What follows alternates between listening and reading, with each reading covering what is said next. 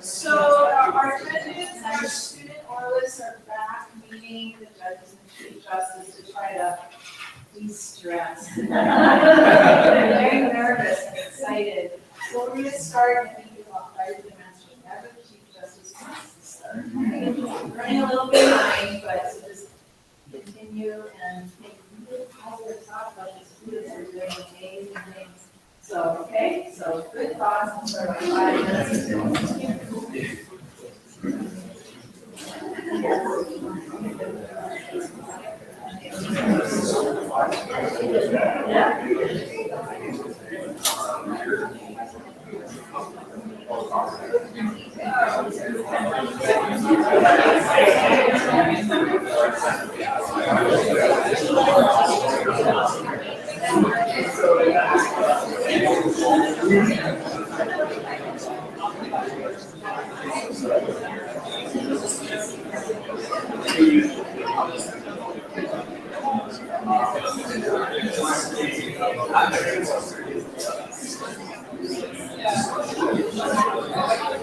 Are you okay? We're not going to use that anymore. Are you okay with it there? That's fine. Yeah, that's fine. Just want to confirm that your opening remarks are going to be centered. Okay, awesome. Thank you. So you're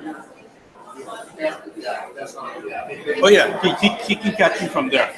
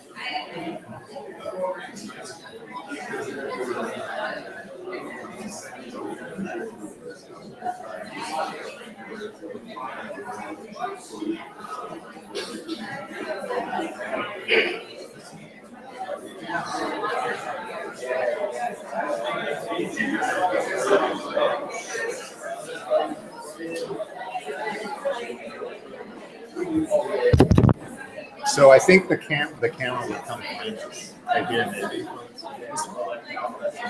So you can. Okay.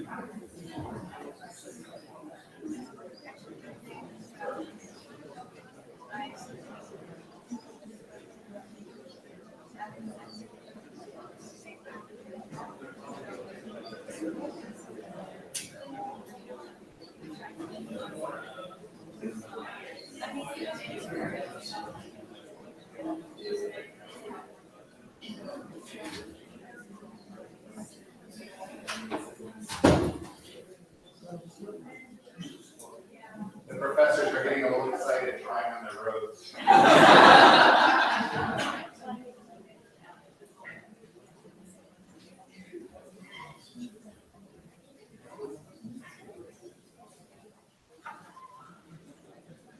Oh, I will share with you with one other comment. Professor Boyd, as she's putting on her robe, says, "Oh, is that perfect fit?" Says something about her future.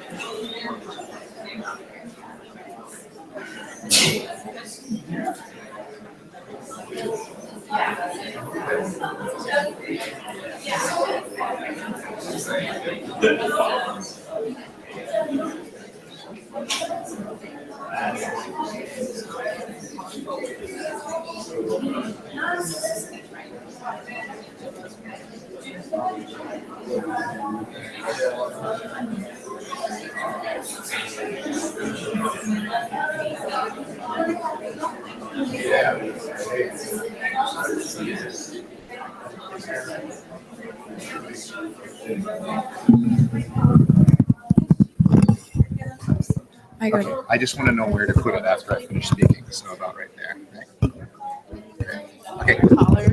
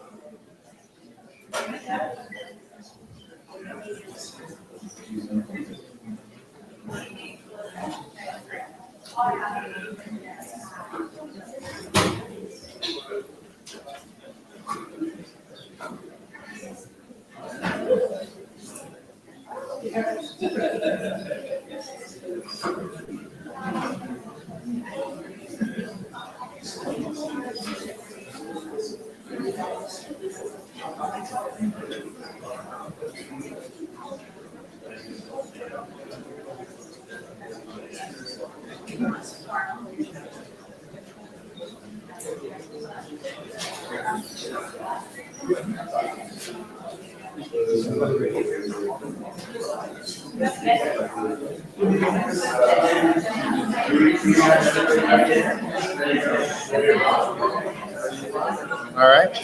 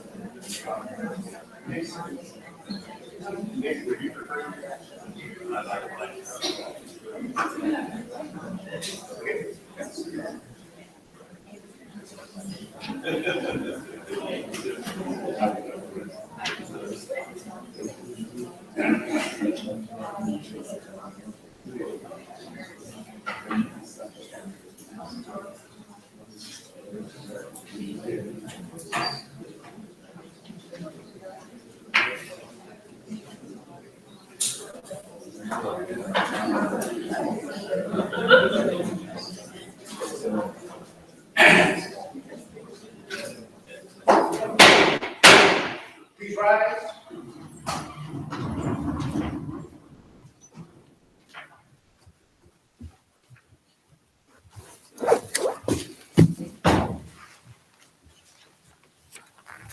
Hear ye, hear ye, hear ye. The International Court of Justice is now in session. Please be seated.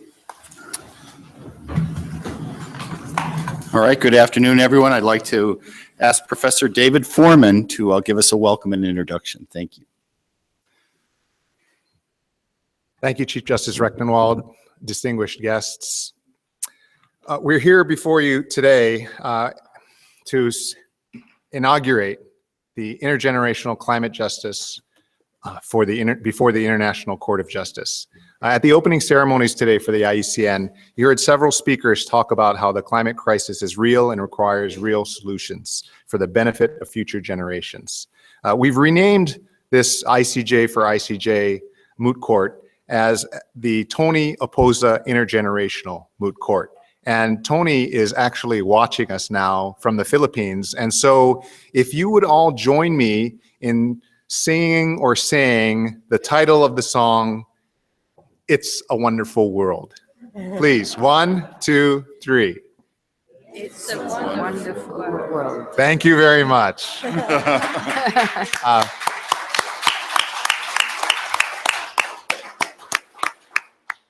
Tony would have made you stand up and sing the whole song, clearly. But Tony is really the heartbeat of this moot court. And it started well before he convened a play shop on the North Shore in March 2015, when he was serving as the Dan and Maggie Inouye Distinguished Chair for Democratic Ideals at the University of Hawaii. Guests that he brought from all over the world included the author of the Philippine Supreme Court decision Miners Oposa versus Factoran, which recognized the principle of intergenerational responsibility. Chief Justice Davide went on to serve as the Philippine ambassador to the United Nations, where he played a transformative role after decades of intractability in securing the votes necessary to adopt the Declaration on the Rights of Indigenous Peoples. Frustration with the pace of negotiations to address the global climate crisis convinced this group of people that we needed to seek an advisory opinion from the International Court of Justice so that there would be some action-forcing norms for the international community. Now, we thought, what better place than the IUCN? The IUCN is the source of the Convention on the Trade of Endangered Species, also heavily involved in the Ramsar Convention protecting wetlands, and the World Heritage Convention, which is, we now have the largest World Heritage site in the world. I don't know if the designation actually is a World Heritage Site, but Papahanaumokuakea. This moot court presentation is essentially a proof of concept, right? That the request to the International Court of Justice is something that the international community should pursue. What better way to do that than through the voices of future generations? The students appearing before you today and the rest of their team represent those next generations. And they're doing it not in a competition, but in a collaborative setting, right? They've worked very hard. The teams, some ranging from one individual to multiple individuals, have worked very hard during their exam periods, while working on their summer jobs and while taking classes. And they've made tremendous effort to be with you here today. They're very nervous. Some of them arrived last night after 20-hour flights, so they may be a little bit jet lagged. But I hope that you will give them a warm welcome with me.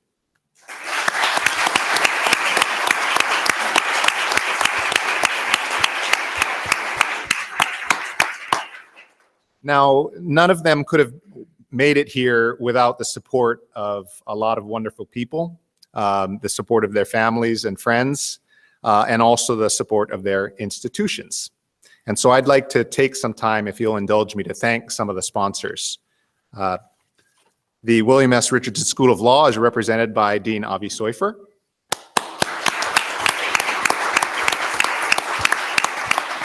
Are there other members of the Richardson Ohana that would like to acknowledge them? I see a lot of alumni and our ELP family. Just stand and be recognized. No?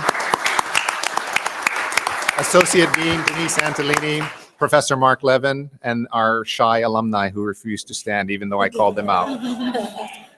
Also, if representatives from the Elizabeth Hobbs School of Law at Pace University in New York, if you would all stand, please.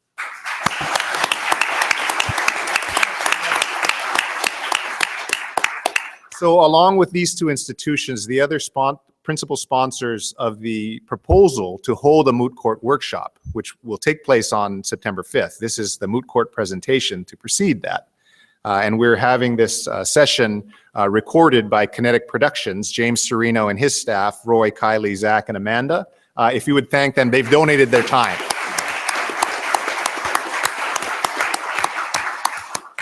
The other sponsors include the World Commission on Environmental Law. There are many World Commission WCEL members here in the audience. We appreciate your presence and hope that you enjoyed today's events. The IUCN Commission on Environmental, Economic, and Social Policy, the IUCN Environmental Law Center, the Foundation for the Philippine Environment, and the Australian Network of Environmental Defenders Offices. In addition to Kinetic Productions, the law firm of Damon, Key, Leong, and Kupchak graciously donated our lunch for the participants and WCEL members. And one of their attorneys is a graduate of our law school and member of our Jessup International Moot Court team and donated her time to coach the Richardson team. And that's Lauren C. Hayes.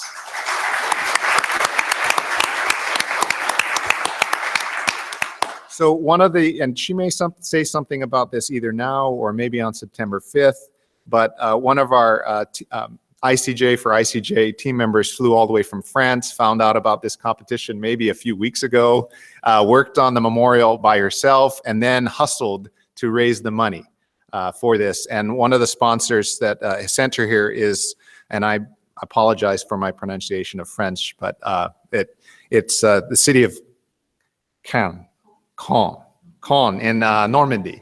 And so And she's representing the Sciences Po from France, and that's Léa Lacam.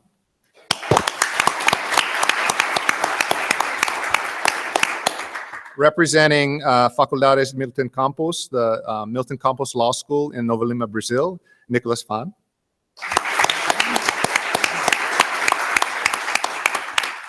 Representing Seoul National University, Hu-Shin Kim. Representing the William S. Richardson School of Law, you'd think I'd get that right since I teach there, Alyssa Kao. And representing the Howard Pace School of Law, Joe Moravec. And last but not least, from Tony Aposa's hometown, the University of Cebu, Christine Agayon. I would also like to thank Chief Justice Rechtenwald for serving as the president of the court. To his right on the far end is Professor Christina Voigt from the University of Oslo in Norway. And then Professor Lisa Osorio, from the University of Cebu. And to the Chief Justice's immediate left, Professor Emily Gaya from the University of Caen. And finally, I believe an LLM recipient from Howard Pace, Professor Irina Krasnova from the Russian State University of Justice.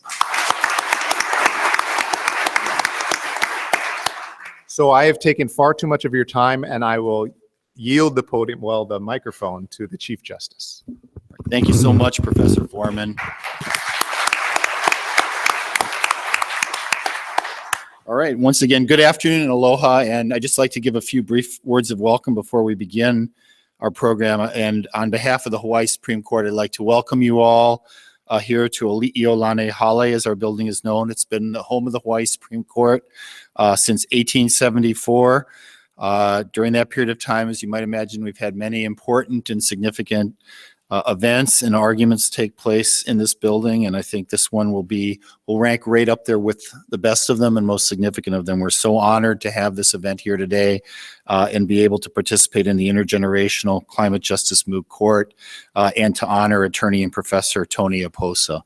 Again, I'd like to join Professor Foreman in thanking all of the sponsors who made this event possible, the folks who worked so hard in pulling all of this together, the students, their mentors and professors who've worked so hard in preparing their memorials and done such a good job. We've had a chance to review them. They're excellent, and I know you'll enjoy the arguments that we're going to hear today. So again, this is a culmination of months of hard work, and we're deeply, deeply appreciative to each of the participants and so excited to hear them today. So without further ado, we will begin with the formal convening of the proceeding, and I will hereby convene this panel as President of the International Court of Justice. The General Assembly of the United Nations has requested an advisory opinion from the International Court of Justice, and the question before the court today is, what is the responsibility under international law of states to address the global climate crisis for the benefit of present and future generations of humankind? The court has requested that 6 regional intergovernmental organizations furnish information on this question. And we're in receipt of written memorials or briefs from the European Parliament, the Organization of American States, the Organization for Economic Cooperation and Development, the Alliance of Small Island States, the Arab League, and the Association of Southeast Asian Nations. And we'll begin today, and each of our agents, as we call them, will have 10 minutes for their presentation to the court. We're going to begin representing the European Parliament, Léa Lacam.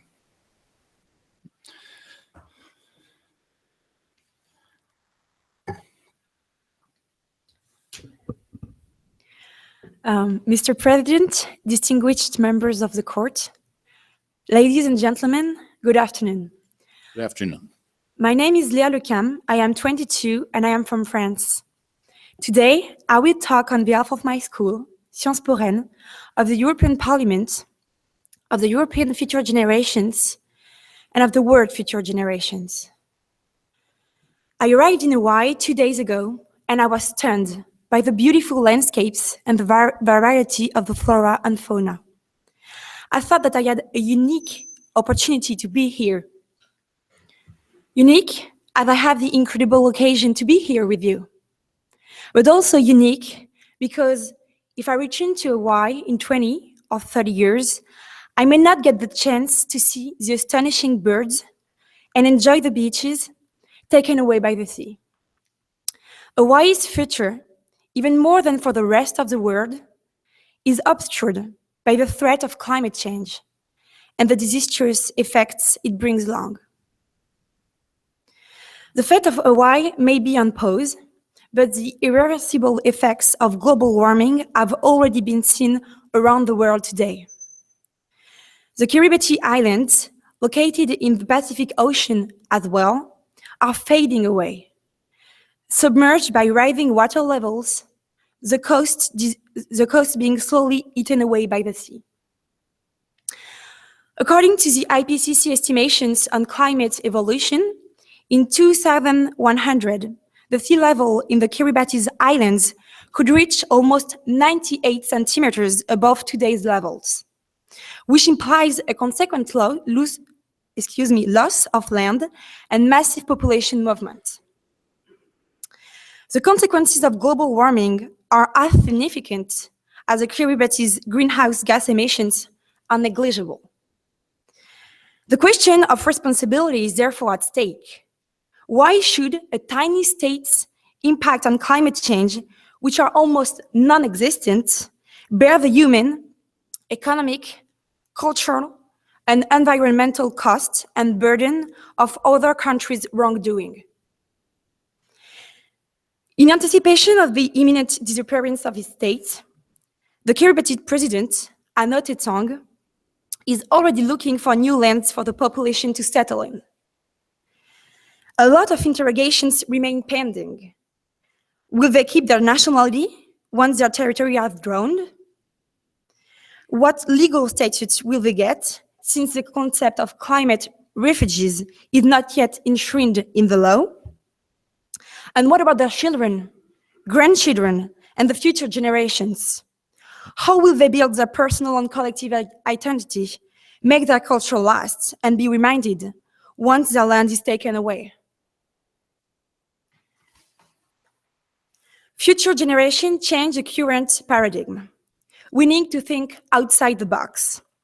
The notion of future generations creates a substantial change in the way law is conceived, comprehended, and applied.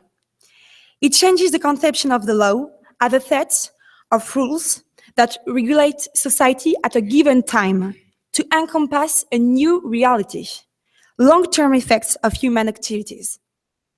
The choices we make today will necessarily have changed the face of words tomorrow.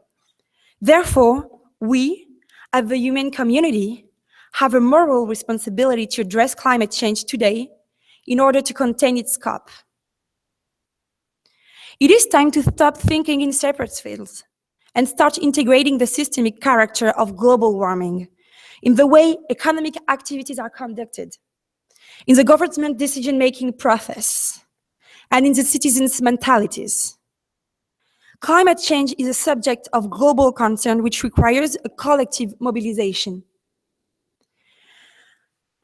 The non-armed rule enshrined in Principle 21 of the Stockholm Declaration and Principle 2 of the Rio Declaration stands as a good example of the necessity to reassess the nature of law by adopting a global approach, as pollution does not know boundaries, neither in distance nor in time.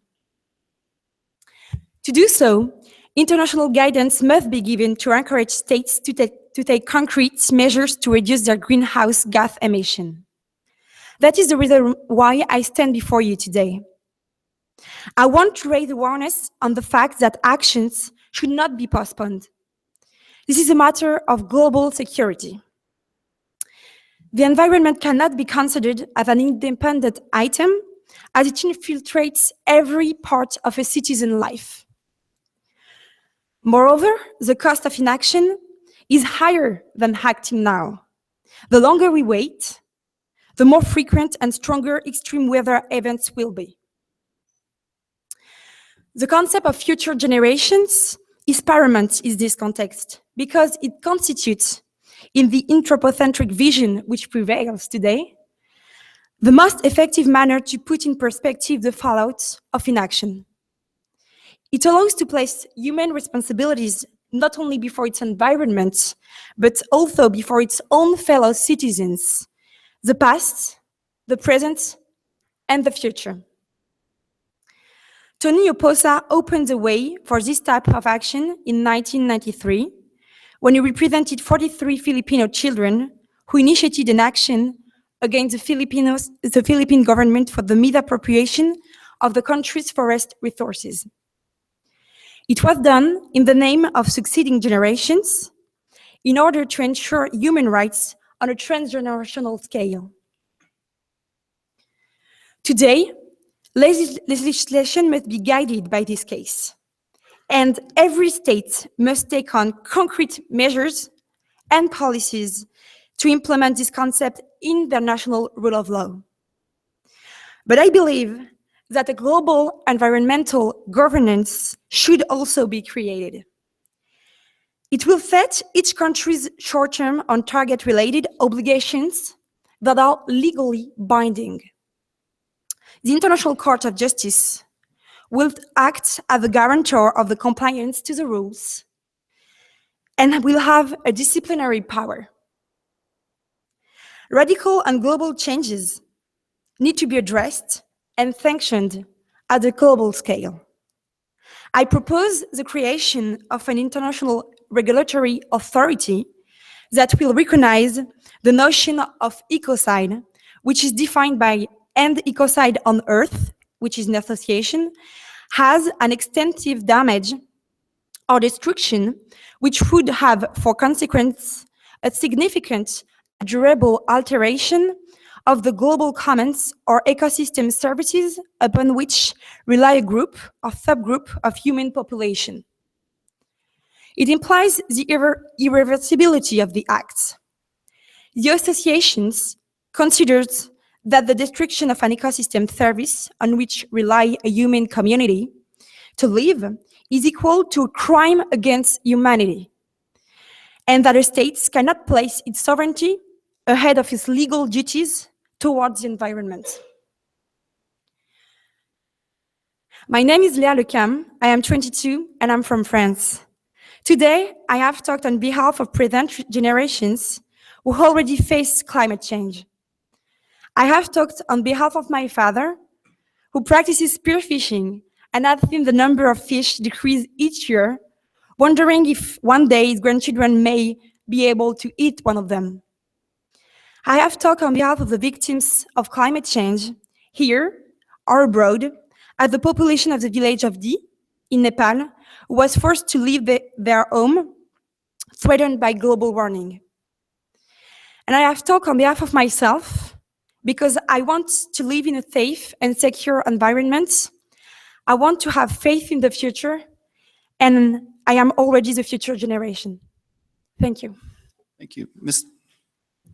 Lecam, I wanted to ask you, so you're proposing the establishment of an international entity to address environmental issues, is that correct? Yeah. That would be a matter of treaty, or would it be something that this court would establish through decision, or through both mechanisms? How do you see that coming into being?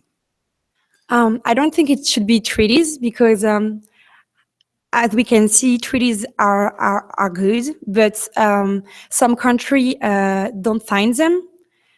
So here it's a matter of global security, as I said, and I think every country should act in order to preserve the environment, and we don't have a choice.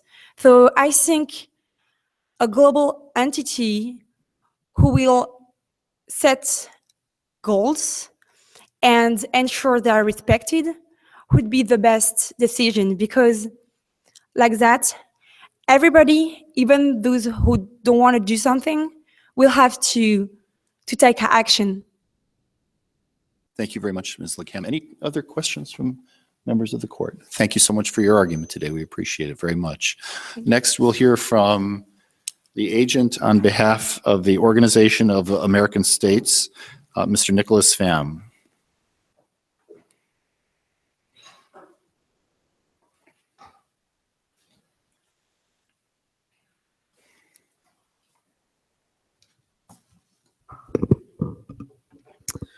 Mr. President, distinguished members of the court, dear colleagues, good afternoon. Good afternoon. My name is Nicholas, and together with my co-agent Helena, we will speak on behalf of the Organization of American States concerning future generations' legal interests in relation to the climate crisis. Numerous reasons surface when we ask the question, why should we act? The climate crisis represents a major threat to humankind, and the slightest increase in global average temperatures is capable of causing huge effects on the planet. The Paris Agreement recognizes the need for urgency in acting towards that issue in its Article 2, aiming to limit the global temperature's increase. The actual consequences of warmer temperatures are being felt around the world and through different ways. In the Arctic, the levels of sea ice have been decreasing. Besides the Arctic, problems can also be observed in warmer climates. Unforeseen bleaching events are ravaging coral reefs in the Pacific, the Caribbean, and other parts of the world. Some OAS member states are especially affected by these impacts on the global environment, a condition that is even recognized in the Declaración de Santa Cruz, a OAS legal instrument, as in the case of its preamble or paragraph 3, which recognizes the vulnerability of small island developing states in the hemisphere, making the SDG regarding the protection of the marine environment particularly important to these states. Climate change can be felt in various OAS state members, and its impacts present itself in countless different ways, and hence the organization has an unquestionable interest and willingness to protect the environment and to submit the present advisory opinion. Climate change affects human rights in different ways, and the consequences of climate change lead to death, injuries, and the displacement of individuals and communities because of disasters and events such as tropical cyclones, tornadoes, heat waves, and droughts.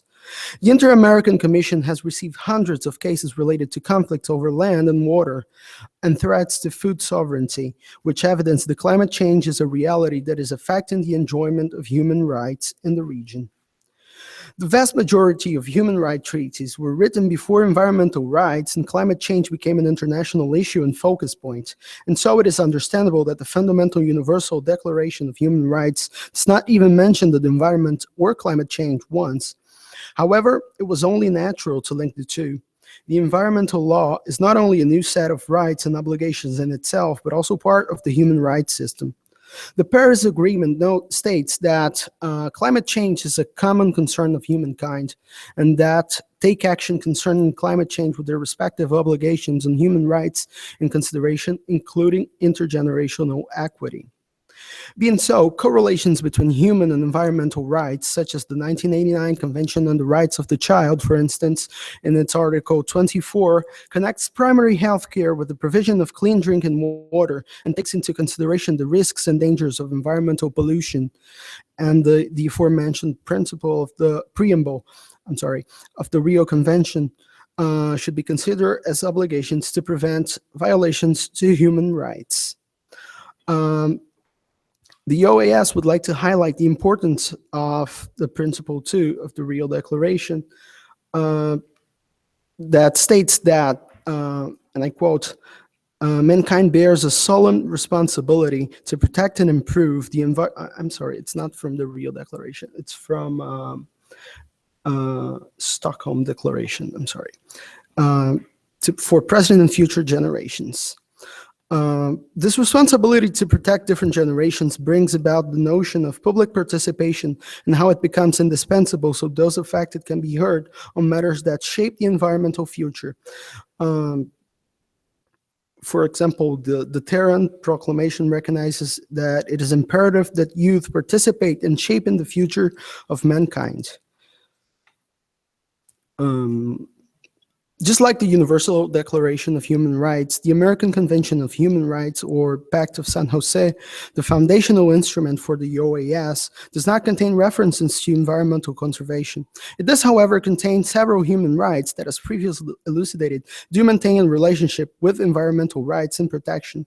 The right to life, found in Article 4, and the right to humane treatment, found in Article 5, in which the Convention guarantees that every person has the right to have his physical, mental, and moral integrity respected. Within the inter-American system, one can also find an unequivocal provision concerning the environment. Article 11 of the San Salvador Protocol establishes that state parties shall promote the protection, preservation, and improvement of the environment. Mindful that economic and social development as well as environmental protection are included in the OAS main pillars of human rights and development, and bearing in mind that climate change poses a serious threat to both of them, the OAS adopted a series of resolutions which demonstrates the OAS commitment to mitigate the negative impacts of climate change. Another point of concern of the OAS is the principle of common but differentiated responsibilities and respective capabilities, first established as a principle in the 1992 United Nations Framework Convention on Climate Change. In its preamble in Articles 3 and 4, it was replicated in Principle 7 of the Rio Declaration, recognizing the importance of state cooperation and global partnership in order to protect and restore the environment. But it does, however, bring about the notion previously contained in the UNFCCC that developed countries acknowledge the responsibility that they bear in the international pursuit of sustainable development in view of the pressures their societies place on the global environment and the technologies and financial resources they command. This is also replicated in Principle 12, the Declaration of the United Nations Conference on the Human Environment. Considering the resources made available to preserve and improve the environment should take into account the circumstances and particular requirements of developing countries, as well as in the Kyoto Protocol, Article 10, and additionally the Montreal Protocol, Article 5, differentiates the responsibilities of states to take measures against the depletion of the ozone layer given special situations to developing countries. Despite the fact that the principle of common but differentiated responsibilities was a point of contention during 2015 Paris Agreement, which aims to reduce annual emissions of greenhouse gases by 2020, it was also contemplated in its Article 4. This principle is built on two basic assumptions. Firstly, it acknowledges that environment is a common heritage of humankind, leads to the conclusion that all the states bear the responsibility of protecting and preserving it. And secondly, that there were some countries that have used up a greater amount of resources in the course of its own development process and thus bear greater responsibility towards the restoration of damages historically caused to the environment. Since climate change is acknowledged in the UNFCCC as a common concern of humankind, the principle of common but differentiated responsibilities apply thoroughly to this matter.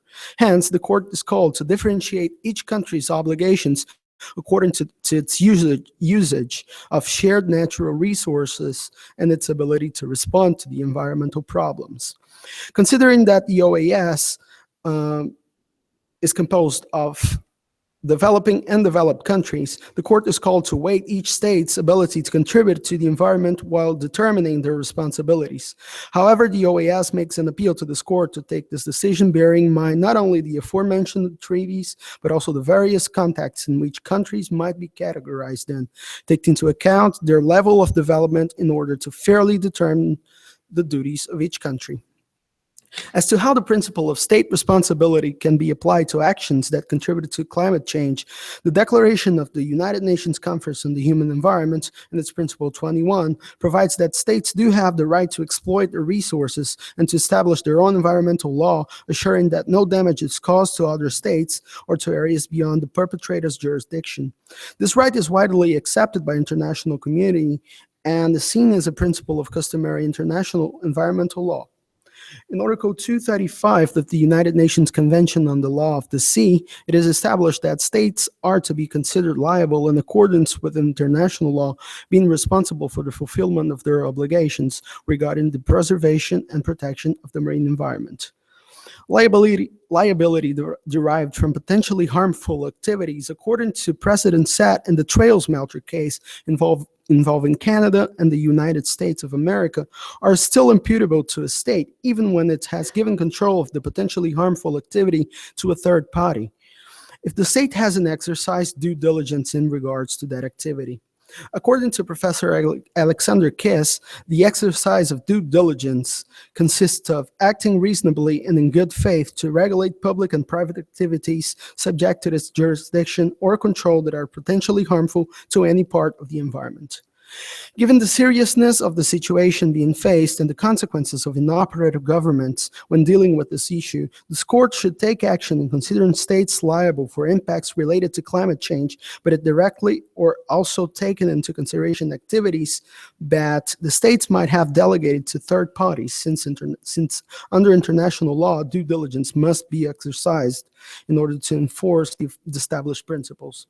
Activities that are potentially harmful to the environment due to climate change effects are in many times within the reach of a state's legal system, and thus a state cannot be excused from taking no action towards the goal of tackling the climate crisis. Therefore, we would like to ask the court to recognize state responsibility towards the global climate crisis for present and future generations, and the principle of common but differentiated responsibilities in establishing that. Thank you, Mr. Pham. Questions from the court? Please, Your Excellency.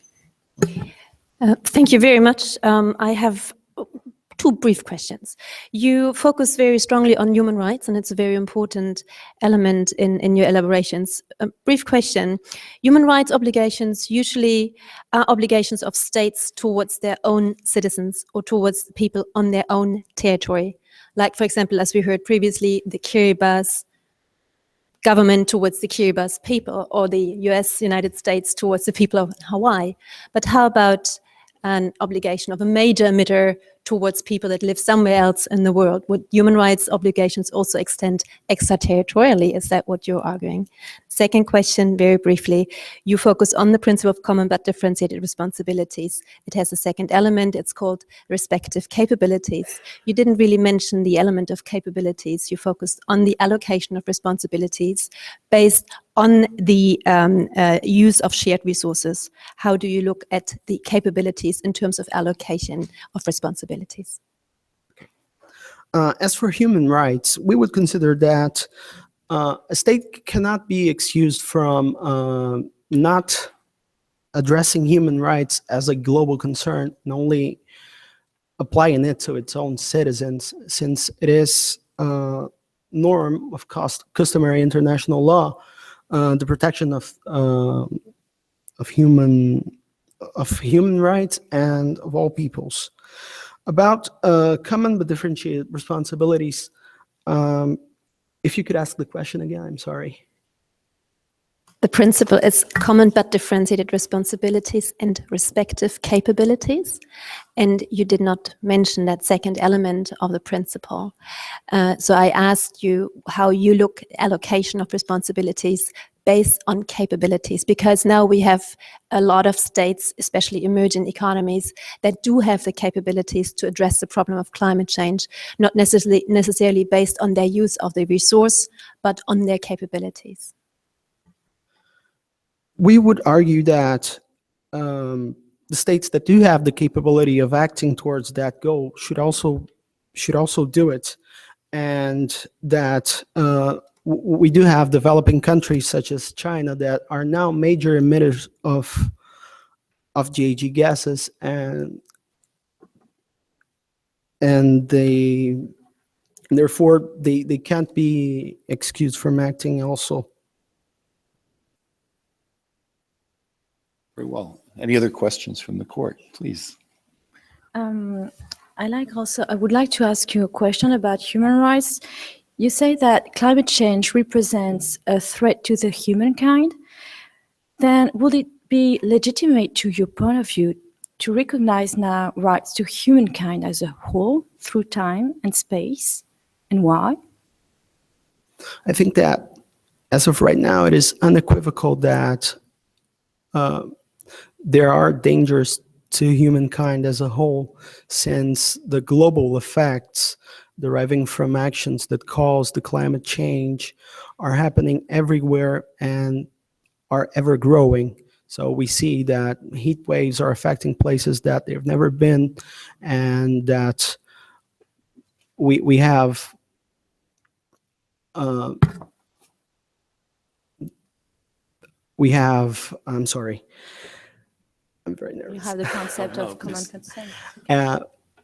We have events taking place such as the tornado to be around Hawaii, which is not a common thing, but due to increased temperature levels in the ocean nearby, it makes it more possible.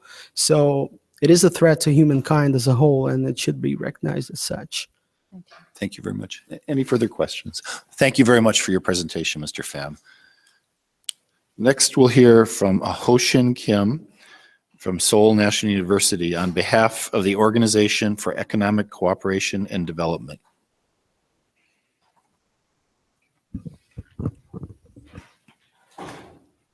Good afternoon, Mr. afternoon. President, Your Excellencies, and may it please the Court. My name is Ho-Shin Kim, submitting on behalf of the Organization for Economic Cooperation and Development, the OECD.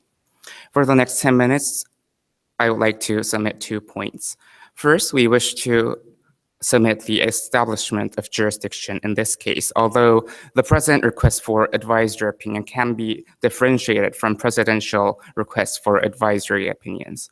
Second, we wish to submit on the premise of jurisdiction and admissibility that while states have an obligation under the UNFCCC and other treaty commitments, its vague character as well as the difficulty to prove attribution makes state responsibility hard to occur.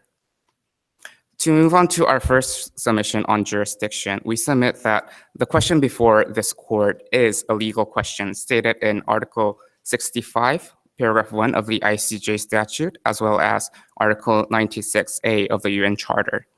This can be an issue because previous requests for advisory opinions asked this court on specific actions or omissions or specific interpretations of international law. For example, the Kosovo advisory opinion asking about whether the group of people in Kosovo's unilateral declaration of independence is in accordance with international law, not asking whether unilateral declaration of independence in general is in accordance with international law. While in the case before this court today is asking on general states' general responsibility to address global climate crisis. However, the UN Charter and the ICJ statute as well does not contain a confinement as far as the question is a legal question.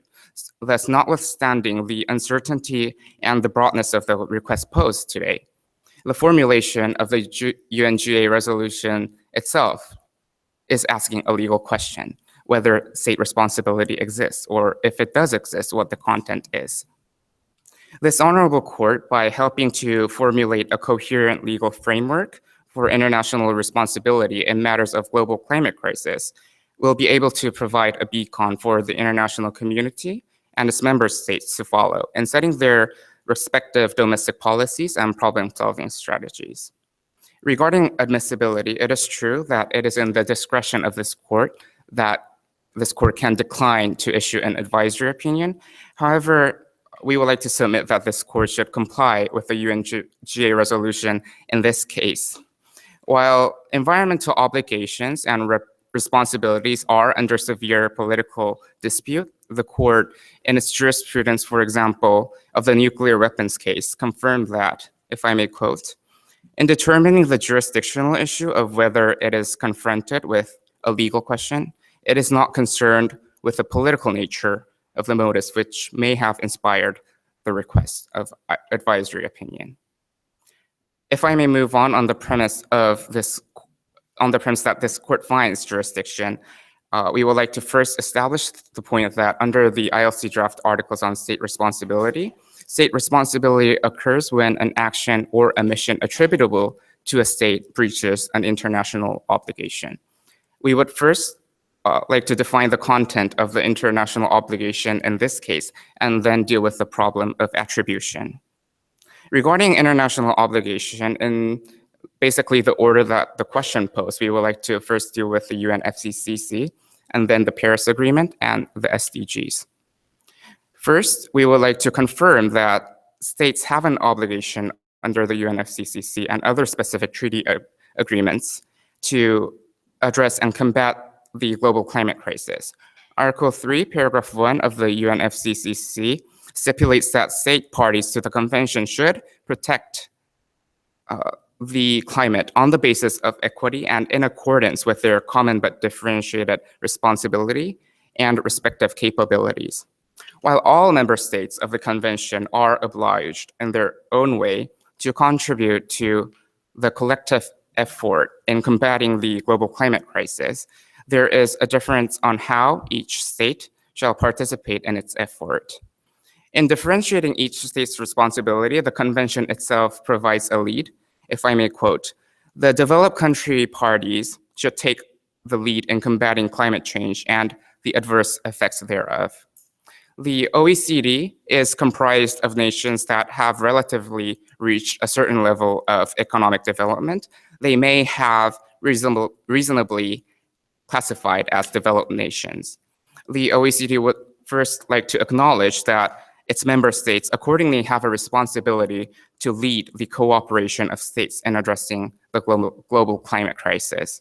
However, simultaneously, we would like to submit that there exists no concrete consensus on what the ideal model or what the ideal interpretation of such CDR clauses will be, since most treaties had the basis of uniform application rather than CDR clauses, which is an exceptional provision.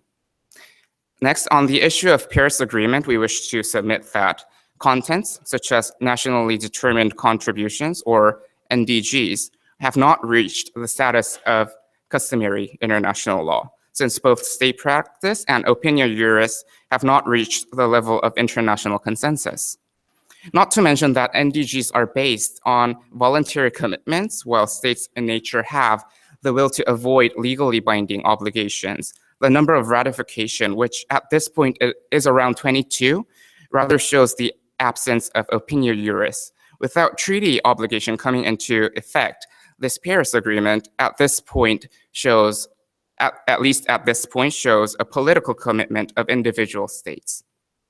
We further wish to submit regarding SDGs. While SDGs are important goals for the international community to reach, it is not, as same as the Paris Agreement, not at least at this point, a legally binding obligation. Not to mention that UN resolutions are not law-creating in nature. The resolution, also known as the Future We Want resolution, where the SDG had its basis on, has a character of development agendas, not a law-creating or law-declaring character. Mr. Kim, could I ask you a question? Although some of these, I understand your position to be that some of these sources of law are not themselves perhaps binding. Could they not, taken in totality, create customary international law that this court could enforce? Your Excellency, pursuant to this court's precedents, including the North Sea Continental Shelf case, there has to be both state practice and opinion jurists. While I understand your concerns that in totality, this court might find customary international law on concrete obligations on Paris Agreement, we wish to submit that it is not the case at this point before this court, since we are not denying the obligations to combat and address global climate crisis. What we are denying today is the specific and concrete obligations based on the content of Paris agreements or SDGs. Very well, thank you. Thank you. And if I may move on, the OECD believes that policy-based tools on international consensus encourage creative and peer-monitored solving strategies instead of legally binding methods. As our consultation draft, namely Ford's and OECD strategic response to SDGs states, we have consistently supported a focus on public policy instead of the resort to legally binding methods. And progress is instead promoted through mechanisms that encourage peer learning and accountability. And in the interest of time, if I may move on to the issue on attribution now, We wish to submit that actions causing climate crisis, even if, as the IPCC reports may be attributable to human, but difficult to be attributed to states. Under the ILC draft articles, conduct of state authority or conduct of private persons or organizations under effective control may be attributed to a state.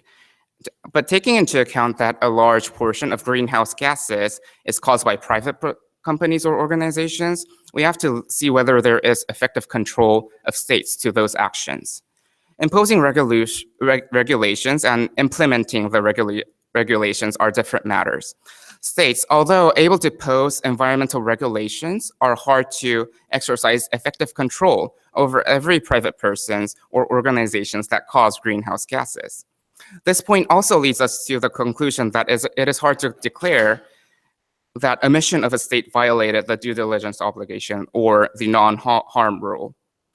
We would like to submit that unless willingness or negligence is clear, declaring violation of due diligence due to failure to meet environmental obligations, such as greenhouse gas reduction, would be setting the threshold of, I see that my time is up, may I request? Oh, you may finish. Yeah, you may finish your thought, please. Thank you, Mr. President. We will, declaring violation of due diligence due to failure to meet the environmental obligations such as greenhouse gases would be setting the threshold of due diligence too high, taking into account previous cases before this court. For example, in the Corfu Channel case, this court declared that knowledge of mine laying cannot be imputed to a state by the mere fact that the mine exploded in that state's territory. Taking this into account, it would be excessively alleviating the standard of proof. If one is able to prove attribution by the mere fact, for example, that gas emission occurred in a certain state. Your Excellencies, to conclude our submission, the OECD submits that instead of immediate and concrete legally binding declarations, which are unlikely to attract much compliance from states, the ICJ should declare that states have a general obligation in good faith to work together in interstate cooperation to inhibit the emission of greenhouse gases and protect the environment for present and future generations of humanity, and should take steps to implement policies and laws to combat climate change within their respective domestic legislations as well. Thank you very much, Thank Mr. you. Kim. Questions from the court, please. Thank you very much. Thank you for addressing the peers agreement. You said because it has not entered into force yet, it is not more than a political commitment. Yet the agreement has about 77 signatories. According to Article 18 of the Vienna Convention on the Law of Treaties, those signatories shall not defeat the object and purpose of the agreement. Do you see that as the basis for the court to arrive at some conclusion about the responsibilities of those states that have signed the Paris Agreement? Your Excellency, first, regarding the number of signatories, we would like to again stress that it is a political commitment of those states to be under the Paris Agreement to be legally binding. However, without a treaty in effect, the Vienna Convention of the Law of Treaties does not apply regarding your object and purpose concern. And thus we wish to submit that although Paris Agreement, first of all, is not a treaty obligation at this point and did not reach the level of customary international law, though we concede that the Paris Agreement can be construed as a component of soft law, which is evolving at this point. Thank you. Questions, please. Your Excellency. You said that NDCs have not reached the status of customary international law. My apology. You said earlier that NDCs, nationally determined contributions, have not reached the status of ICL. Yes. So why do you think it has not reached that status yet? First of all, we refer to in our oral pleading the number of ratification of the Paris Agreement itself. So regarding the NDGs, we are not denying the point that states can be obliged by their own commitment, but just to address the point that Paris agreements, the content of the Paris agreements are not enforced at this point. Well, any other questions, Professor? Excellency. Generally, the responsibilities of states for dealing with the climate change crisis are set in the Convention on Climate Change, yes, correct? And it does not mention quite often in the text, I mean, probably once, the present and future generations, meaning that, in fact, the convention itself is aimed to defend the interests of everybody alive, of persons of law and so on. How do you think whether there should be kind of additional instruments or additional mechanisms, legal mechanisms that would allow to protect the interests of the future generations in this climate crisis, in addition to those we have now for protecting the rights of living generations? Your Excellency, first, I would like to address the point that we are not denying that state responsibility can occur. What we are addressing at this point is only if willingness and negligence is clear, state responsibility can rise due to violation of due diligence. And second, on your point regarding the new legal mechanisms, we would like to emphasize that international law is basically created by individual states, as there is no world government so far. For example, pursuant to Article 38 of the ICJ statutes, treaties are based on explicit consent of states, and customary international law is made of state practice and opinion juris of state. This court, although we recognize that it is the most authoritative organ of international law, we would like to respectfully submit that does not have the authority to create a new law without the consent of states. Thank you. Well, any further questions at this time? Thank you very much, Mr. Kim. Now, on behalf of the Alliance of Small Island States, we'll hear from Melissa Marie Cow from the William S. Richardson School of Law. Ms. Cow. Good afternoon, Mr. President, Your Excellencies. May it please the court. My name is Alyssa Marie Cow with my co-counsel, Ariel Kramer. As agents representing the Alliance of Small Island States, I will be presenting the submission on the question of whether there is a responsibility for states to mitigate climate change damages for both present and future generations. The question presented to this court necessitates an interpretation of principles of customary international law as applied to environmental damage caused by climate change, and whether this environmental damage can be attributed to a state's activities with a sufficient nexus to invoke liability. Numerous principles of customary international law provide binding obligations on all states, and customary international law is established by consistent state practice and opinio juris.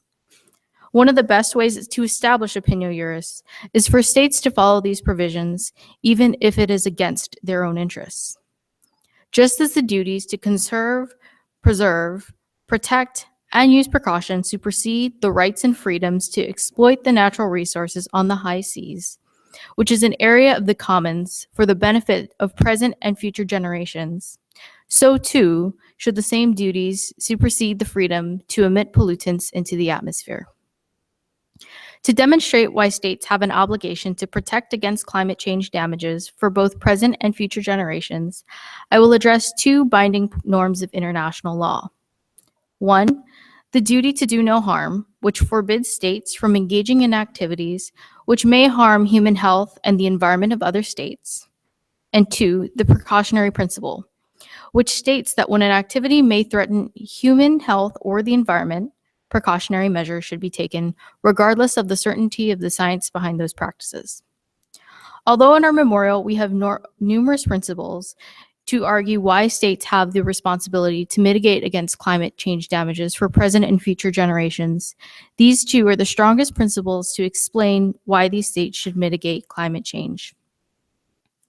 For my first point, I will address why the duty to do no harm principle binds states to their obligations to mitigate climate change.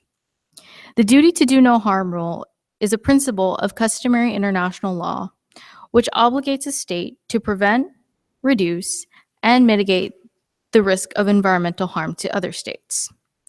In an environmental context, the duty to do no harm rule can be applied as such. Every state has the right to use its own resources. Very simply applied, a state cannot infringe on another state's right to use its natural resources. On July 12, 2016, an opinion was issued on the South China Sea Arbitration Award. In this example, the court noted that if China allowed billions of gallons of oil to be spilled into the South China Seas, where the oil crossed into the domestic waters of the Philippines, and killing all the fish and coral, then China has violated the duty to do no harm, simply because it acknowledged oil from its territories to impede the Philippines' right to exploit the natural resources of its domestic waters. For my second point, I will address why the precautionary principle binds states to their obligation mitigating climate change for present and future generations. The precautionary principle is a binding norm in international law, which mandates that states must use precaution prior to engaging in activities that have the potential to possibly cause harm to the environment, even in the absence of scientific certainty that the proposed activity may harm the environment. States have an obligation to make sure that these activities within its jurisdiction or direction and control do not harm the environment of another state. So the first step in applying the precautionary principle would be to actively make sure that these states are not causing harms in another state's jurisdiction, whether intentionally or negligently. The second step is that if these activities could possibly cause harm, then the state that is going to engage in the potentially dangerous activity has a duty to prevent harm.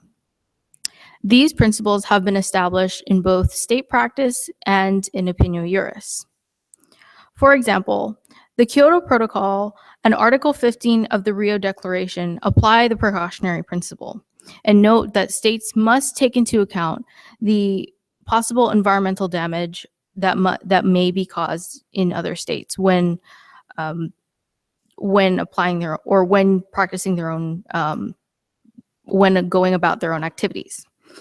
The Kyoto Protocol and the Rio Declaration are simply two treaties or declarations that crystallize the precautionary principle of international law.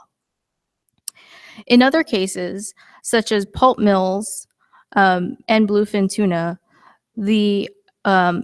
or ITLOS, which is the organ that administers the United Nations Convention of the Law of the Sea, also took into account the precautionary principle when noting that states have an obligation to consider the environmental damage that may occur to other nations when engaging in their own practices. These cases can also be applied to climate change, though these cases do not directly state them in their arguments. Even if states cannot directly attribute their specific activities to the climate change damages, the states have an obligation to use precautionary measures in making sure that their carbon emissions do not harm these other countries. Developed states also have created domestic federal obligations, which prove that or provide evidence that the United Nations Convention of the Law of the Sea would be customary international law. For example, in the United States, the Environmental Protection Agency works with the Department of Transportation to ensure that there are regulations on the amount of carbon dioxide emissions that come from or that come from the automobile industry. Even though the automobile industry is not a state-regulated industry, but a private industry, the Articles of State Responsibility note that a state is responsible for all activities which take place within its jurisdiction.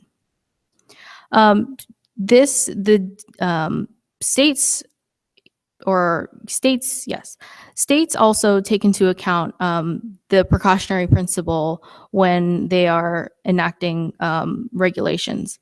So in Hawaii, which is a state of the United States, the 2016 legislature passed House Bill 2626, and this bill prohibits the Department of Health from issuing a tank or issuing a permit for tanks about 100 feet, at least 100 feet from the shore. So this shows that even smaller states, which comprise countries and nations, take on or have the effects of climate change and the precautionary principle in the back of their mind when they are formulating their own policies. In conclusion, regardless of responsibility, the Articles of State Responsibility note that there is an obligation for states to mitigate climate change that states need to take precautionary measures in order to mitigate possible environmental damage that may occur to other states. As a result of anthropogenic greenhouse gas emissions, primarily from developed countries, the Alliance of Small Island States members face the threat of irreparable and irreversible losses, as our coasts are particularly vulnerable. Coral bleaching, threats to diversity, and loss of land are just some of the many effects that plague our island homes. Cumulatively, our members' carbon dioxide emissions are orders of magnitude less than some of the single biggest emitter countries, such as the United States. Our very statehood and lives loom in the balance, and the Alliance of Small Island States urges the International Court of Justice to consider this presentation and this memorial and enforce these obligations upon the international community for the very survival of its people and present and future generations of the world. Thank you. Thank you very much, Ms. Kyle. Questions from the court? Please, Your Excellency. Thank you. As the court usually would do, we would first look at treaty law before we go to custom, and wondered whether the customary principles that you mentioned find some codification in treaties that we probably would have to address first. And the second question is the customary principle of no harm or prohibition of transboundary harm.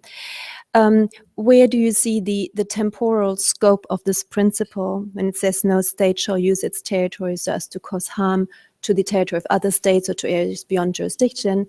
Does it have a temporary limit, or is it indefinite into the future so as to capture future generations? Thank you, Your Excellency. To go to your first point of treaties that we would use to codify the principles that we supported in our arguments today, the main article that we have used would be the United Nations Convention of the Law of the Sea. Articles 295 specifically mentions that states have an obligation to use the precautionary principle or to make sure that the damage does not extend beyond its limits. To address your second question regarding transboundary harm, the question today asks us whether states have a responsibility to mitigate climate changes for both present and future generations. And because the effects of climate change are slow and gradual, but quite devastating, especially to our island states, where islands like Kiribati will be underwater in about 30 years, we would suggest that there would be no temporal limit to these suggestions, especially because once a state begins to, or once, even if states do adopt measures to curb their climate change or to curb their emissions, the change will be gradual, but it needs to happen soon, and we cannot have a time limit on those emissions. Your Excellency. I was listening to you, and I would like to ask you a question because during the COP21, there were lots of people, some people, who were saying that nuclear energy was a proper energy. I would like to ask you, what do you think about the use of nuclear power plants in regard of the principle of duty to do no harm rule? We have now enough experiences of nuclear disasters. And also, but what about the precautionary principle and prevention principle? Thank you, Your Excellency. With regards to your question on nuclear energy, we would say that regardless of what activity would take place, because we've seen numerous examples of harm. Most recently, the Fukushima power plant in Japan in 2011. We would say that the states have a duty. Well, regardless of their desire to develop these plants, they still have to abide by They would still have to abide, because there's been evidence of harm, they have a duty not to partake in those obligations. And we would encourage and we would ask the court to encourage different types of developments of energy besides solely focusing on nuclear energy. Please. So if we extend your thought to nuclear weapons, what about the threat of use of nuclear weapons now that we have general environmental principles? What you said, the obligation of due vigilance? Mm-hmm. Thank you. I would say, well, with regards to this specific question on mitigating climate change damages, there might be a different, while we would encourage the court to use similar logic in asserting that if it causes harm, which obviously nuclear weapons cause massive amounts of harm, we would encourage the court to not allow for those types of uses, but it would probably be a different framework from since it deviates from the question of states' responsibility for gradual environmental damage. Thank you. Thank you. Questions? Please, Your Excellency. You were saying that the states have obligation to use precautionary measures. So one of the things that you mentioned during your submissions was the fact that in the state of Hawaii, there were domestic legislations. What if, in a certain state, they have adopted like legislation on renewable energy, but on the other hand, the government adopts program to encourage fossil fuel, power plants. So, is that, it's sufficient to say that they have already complied with their obligation to use precautionary measures? Thank you for your question, Your Excellency. I think the question of individual state action with regards to states within a large state such as the United States, that example was simply used to just illustrate that there are other sectors within a developed country that can take measures to move towards climate change or combating or at least addressing climate change. But we would say that for international measures, precautionary principles should be used overall, or the precautionary principles should be used overall. My apologies. But I think when you have states that adopt measures that favor industries that emit carbon emissions, they still fall under the United States or whatever developed country we're talking about, and these states still have an obligation to curb those emissions, whether even if they decide to adopt laws, it's not the only source of proof that would show that, or to say that a state would be complying with ways to mitigate against climate change. Thank you. Well, any other questions? Please, Your Excellency. In your paper, you in fact extrapolated the principle not to cause damage to other countries while engaged in activities within your countries or use of natural resources, to relationships between generations, between present and future. So present generations are supposed to be responsible before the future generations if their activities damage their future life, okay? So, if so, then how do you think, what kind of, liability, responsibility of the present generations before the future can be decided in this case, if damage is what expected, proved, or who will be do that, in the end, I doubt that the principle not to cause damage to future generation, to territories outside the country can be extrapolated at all, because it not just a declaration. It means that we should decide who is who, and how we shall deal further. Thank you.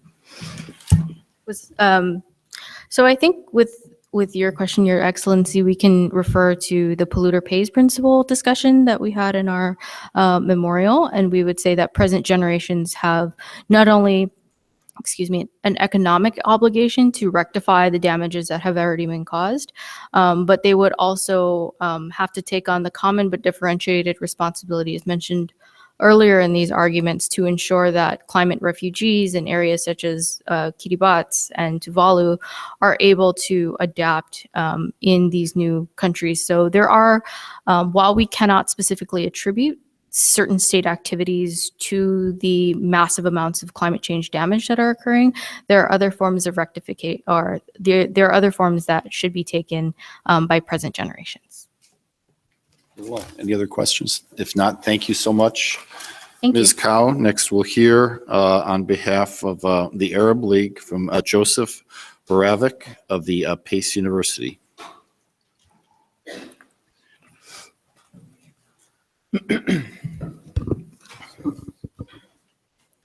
Mr. President, Your Excellencies, may it please the court. My name is Joseph Moravec, and I represent the League of Arab States, and I submit to you the question of our obligations to future generations in protecting the environment from climate change. Climate change has been called the challenge of our time, much more so for my generation than for yours. As greenhouse gases take effect and the atmosphere warms, this will have drastic impacts, not only on the tropics, but on every country. It's not just geographically nor demographically limited. In my own region, in the Middle East, the League of Arab States are geographically limited in their areas for use. We are mostly coastal states. Our cities lie along the ocean, and as sea levels rise, as is the predicted result of the atmosphere warming, these states will be more impacted than most others because our populations are exclusively coastal. Furthermore, as water and clean water becomes far more scarce and the sea levels rise, forcing us further inland, our countries are mostly deserts. We have nowhere else to go. And so these impacts may and likely will harm us more. It is best, I think, to start this argument from the beginning and where the UN was really created. The UN Charter was written to prevent the scourge of war and to safeguard humanity itself. Within the Charter is recognized a right to life. And we put to you that if there is a right to life individually, then there must collectively be a right to the continuity of life itself. Now, I grant you that each state has, since before the UN was created, natural law and international law both recognize that states have rights to exploit the natural resources within their territories. But this right has never been thought of as absolute. Many of my colleagues have already given the example of the Trail Smelter arbitration, in which the right to exploit your natural resources is limited by the obligation to not do any harm to neighboring states. And that could be taken in the context of those neighbors directly next to your state, and in the context of climate change, not to do harm to any other state. In 1966, the UN and its members adopted the International Covenant on Civil and Political Rights and the International Covenant on Economic, Social, and Cultural Rights. And in both, they recognized the right to develop. But the ICESCR also recognized in Article 11 that the right to develop must include efficiency, specifically in agriculture, because that was the conversation of the day.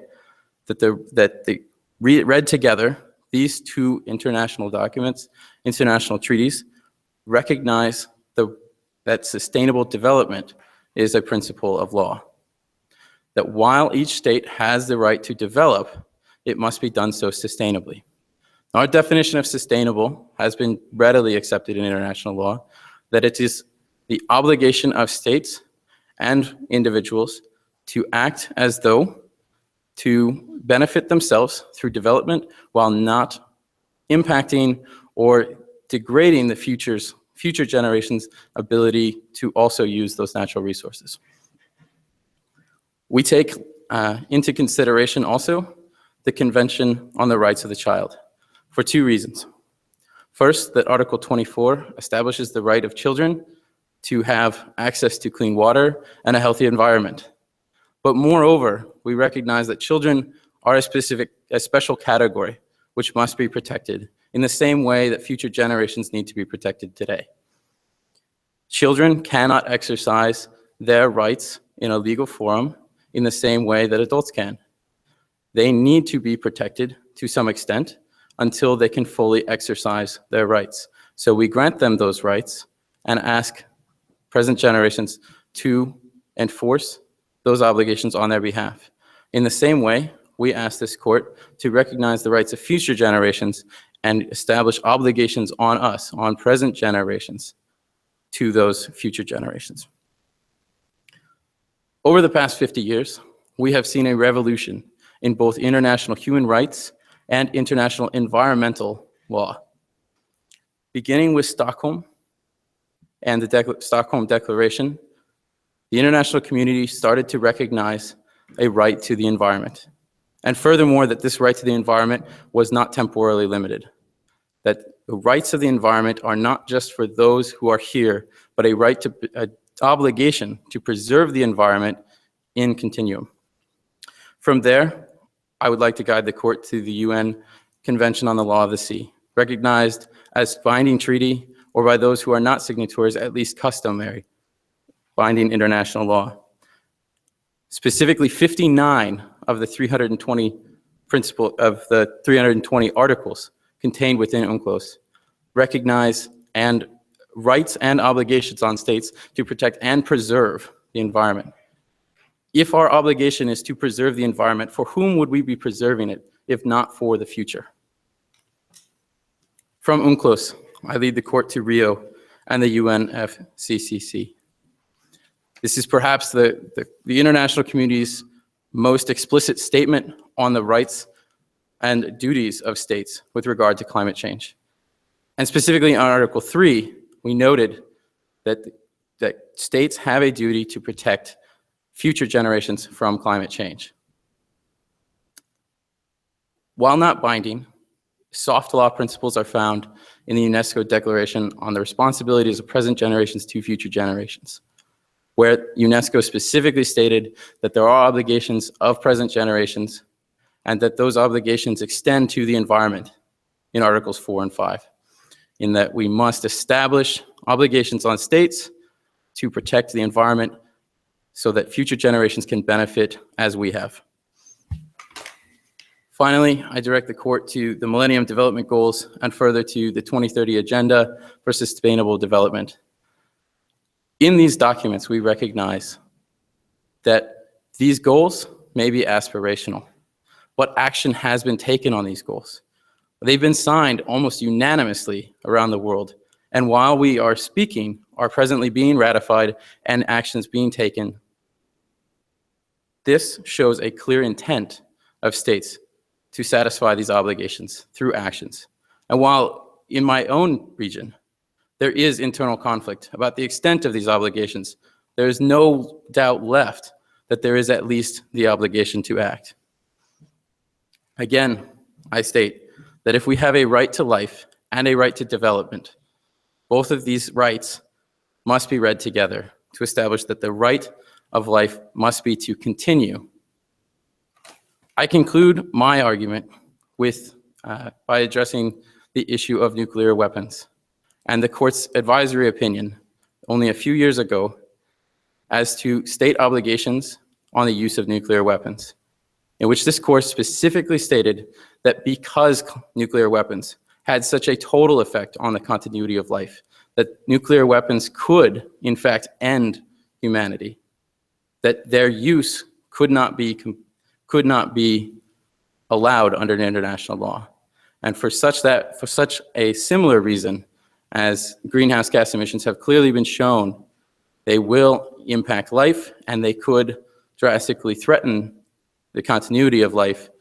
We ask you to take under advice the question of our obligations to future generations.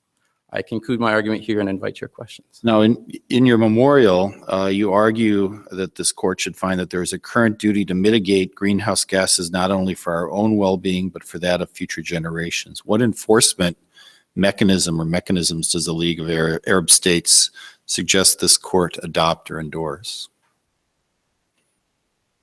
The League of Arab States is pursuing right now, while we're speaking, the adoption of the Paris Agreement and reductions in our greenhouse gas emissions and a transition to a more renewable energy framework. Regional frameworks, such as the Arab Renewable Energy Framework, and have been used to establish environmental protections and transitions towards renewable energy. At this point, we're not certain of the enforcement mechanism, whether or not the best forum for enforcement would be this court. I imagine that it will be. So the Articles on State Responsibility, is that a basis for enforcement in your view? That was what was argued by the island states. Sorry, could you? Would the Articles on State Responsibility provide a mechanism for enforcement, or is that inappropriate in your view? I think the Articles on State Responsibility, if read to apply to all states, do establish enough to enforce this principle. Well, other questions from the court? Please, Your Excellency.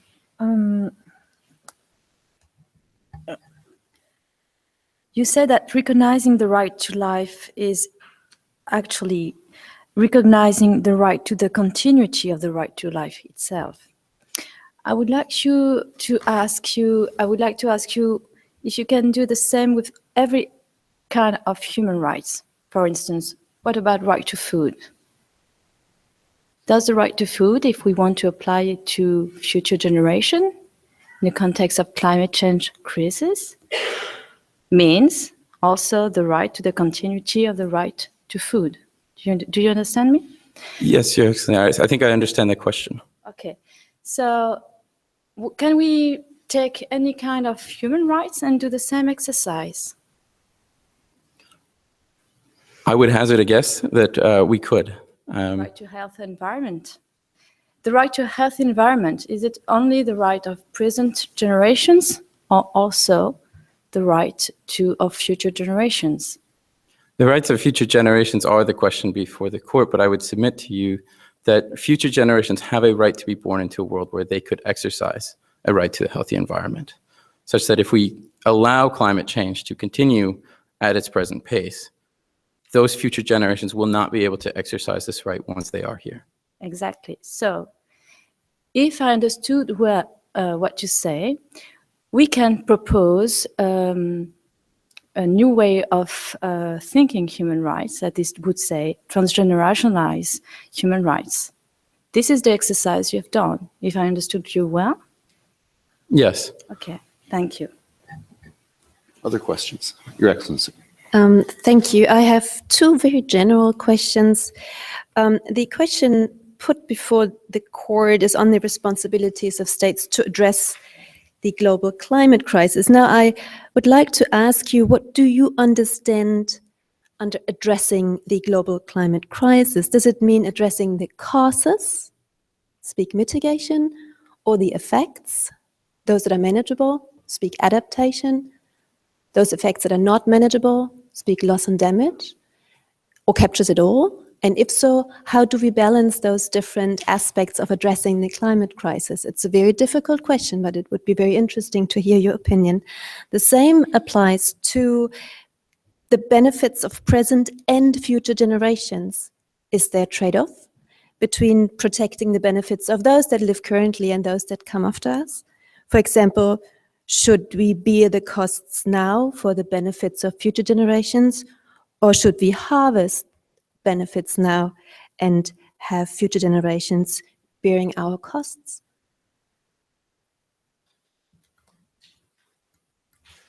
Okay. Thank you, Your Excellency. And to your first question, as to how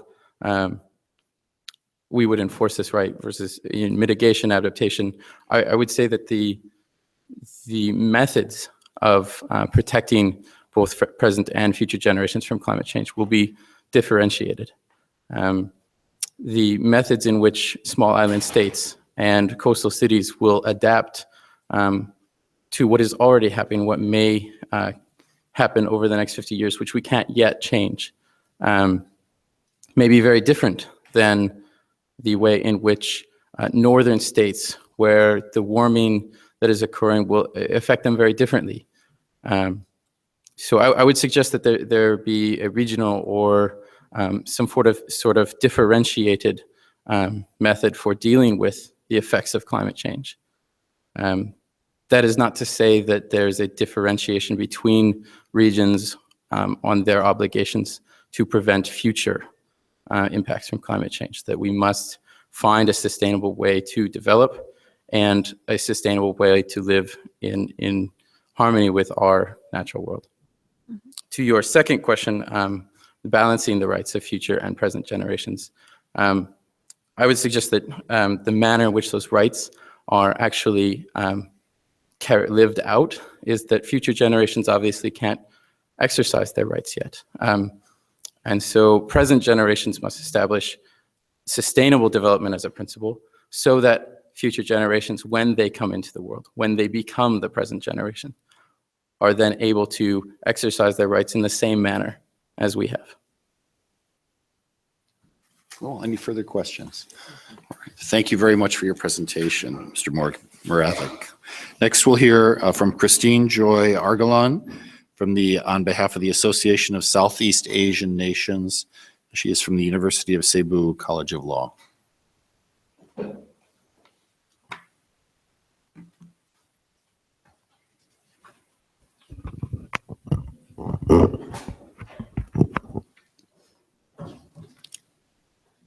The environment is not an abstraction, but it represents the living sphere, the quality of life, and the very health of human beings, including generations unborn. Mr. President, honorable members of the court, here today representing the Association of Southeast Asian Nations, my name is Christine Joy Argalan, and with me is my co-agent, Ms. Carla Colalho. And together, we're glad and honored to appear before the International Court of Justice in today's proceedings. Your Excellencies, in speaking on behalf of the ASEAN region, our submissions will involve two overlapping realms of international law. First, on the environmental law aspect, we submit that nationally determined contributions, or NDCs, are manifestations of both treaty and customary law obligations. And second, on the human rights law aspect, that the protection and the preservation of the environment is essential in upholding fundamental human rights and attaining the full realization of the United Nations Sustainable Development Goals. Unless this court has any preliminary considerations, I would like to proceed with our formal submissions. Please do. Thank you, Your Excellencies. Your Excellencies, briefly addressing the question of jurisdiction, we submit that this court, an international court, and other international tribunals have the jurisdiction to address international legal matters. Such was decided in the recent case of the Republic of the Philippines versus the People's Republic of China on the question of the South China Sea.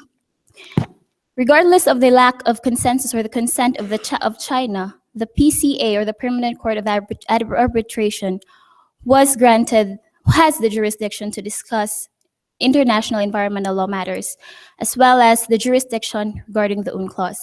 In this case, Your Excellencies, we submit that application and interpretation of international matters is within the jurisdiction of international tribunals such as this court.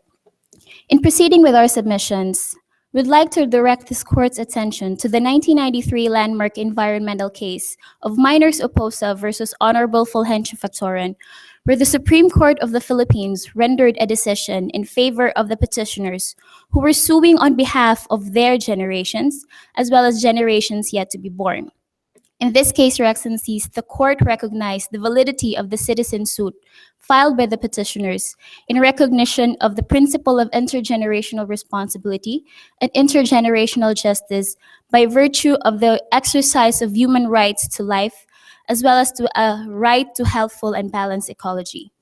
At this instance, Your Excellencies, we see that the enjoyment of human rights necessarily carries with it the correlative duty to refrain from impairing our environment.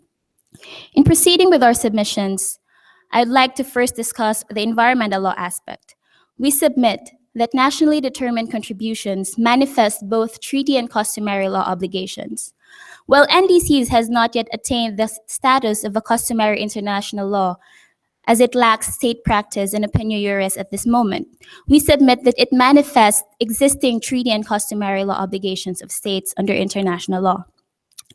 Whilst NDCs, Your Excellencies, are voluntary commitments made by states in setting out how far they intend to reduce their greenhouse gas emissions based on their national targets during specific periods of time. While states are given the discretion in how they would comply with their commitments under their NDCs, this discretion must meet the minimum standard of due diligence under international law. Under the obligation of conduct of due diligence, states' commitments must be consistent with existing obligations, specifically in Article 4 of the UNFCCC, providing for the obligation to mitigate and to adapt to the effects of climate change, as well as in Article 192 of the UNCLOS, providing for the obligation to protect and preserve the marine living environment. In this instance, Your Excellencies, we proceed to the obligation of result, where as obligations under the Paris Agreement states, there is an emphasis and a recognition of the customary international law of common but differentiated responsibilities and respective capabilities of states, where there is a recognition of the differentiated levels of compliance of all the member states in consideration of their different circumstances, their capabilities, their national policies, and their vulnerabilities. In addition to that, Your Excellencies, another binding obligation in the Paris Agreement is on the transparency mechanism, where states are required to submit reports of the progress of their compliance of their NDCs for a period of 3 to 5 years. And lastly, on the continuing obligation of developed states to provide for financial and technical assistance to developing states in order for developing states to address the vulnerabilities they face on the effects of climate change. While we do recognize, Your Excellencies, that all states are vulnerable to the effects of climate change, there are some states which are more vulnerable than the other. Included in this list of vulnerable regions is the ASEAN region. In the ASEAN region, Your Excellencies, we are rich in biodiversity, yet we are at the receiving end of disasters, both human-made and natural disasters in the past decades. And this has claimed thousands of lives and caused millions in economic losses. We submit that the global climate crisis now affects the exercise of fundamental human rights of the citizens of the ASEAN, most specifically women and children, farmers and fisher folks, indigenous peoples, and other vulnerable sectors in the society. This brings me, Your Excellencies, to the second aspect of our submissions on the human rights law. We submit that the protection and the preservation of the environment is essential in the upholding of fundamental human rights, as well as the attainment of the UN Sustainable Development Goals. The exercise of the right to life, as well as other associated rights for the continuity of life, has been protected and are universally recognized in the Universal Declaration of Human Rights, as well as international covenants of civil and political rights and economic and socio-cultural rights. While our fundamental human rights are protected under international law, these rights have been violated due to the adverse effects of climate change. Putting it in the ASEAN context, Your Excellencies, we remember that in 2013, the Philippines has been devastated by the Super Typhoon Haiyan and gravely affected several provinces, including my hometown province. And in this case, it has left 16 million people affected, 4 million people of which have been displaced. 6,000 people have lost their lives, and about 13 billion pesos of economic losses. As a response to this, Your Excellencies, the Philippine Rural Reconstruction Movement filed a petition with the Commission on Human Rights of the Philippines in addressing the violation and the deprivation of the exercise of human rights due to the continued emissions of top carbon polluters, commonly known as carbon majors. In this instance, the petition alleges that these corporations should be held liable and accountable for the adverse effects of climate change. We submit that under the polluter pays principle, top carbon polluters must be held responsible for the adverse effects of climate change due to the acquired knowledge that the harmful effects of their products to ecological balance, to the public health, and to the climate system in general. While the CHR petition, Your Excellencies, is addressed to private corporations, we submit that the same concept can be translated to hold states responsible for the adverse effects of climate change. In the Articles of State Responsibility for International Wrongful Acts of the International Law Commission, state responsibility can be invoked when such act or omission can be attributable to a state and such act is in breach of its international law obligation. The RCY, Your Excellencies, provides for a remedy in case of the commission of an international wrongful act, such that in Article 33 of the Articles provide that states are mandated to seize the commission of an internationally wrongful act if these are continuing, and to provide certain assurances of non-repetition in the future. In this instance, Your Excellencies, we note that in Article 8 of the Paris Agreement, a relatively new concept called the loss and damage mechanism was introduced in order to provide for compensation as well as insurance to developing states rather, on the effects that they received as a consequence of climate change. Your Excellencies, respecting fundamental human rights and the compliance of treaty and customary law obligations through nationally determined contributions is essential in attaining the 17 UN Sustainable Development Goals, and this can benefit both the present and future generations of humankind. We submit, Your Excellencies, that the Sustainable Development Goals, although these can be considered as soft law, but the Sustainable Development Goals are backed by existing treaty and customary law obligations, which states who have ratified and agreed to the same must comply with their international law obligations in furtherance of the attainment of the UN Sustainable Development Goals. In conclusion, Your Excellencies, we submit that addressing the global climate crisis cannot be done in isolation, but it must necessarily go beyond borders, engage various concepts of law, and involve different sectors of the society and even transcend generations, both the present and future generations of humankind. States must align their international commitments with what the present climate system needs. For states to act locally and think globally. We submit, Your Excellencies, and it is our prayer that this court would render a decision making nationally determined contributions as legally binding commitments in order to attain the fundamental human rights and the full realization of the United Nations Sustainable Development Goals. Thank you very much for your submission, Ms. Argalan. Any questions from the members of the court? Please, Your Excellency. Thank you very much. You point to NDCs as being treaty and customary law obligations.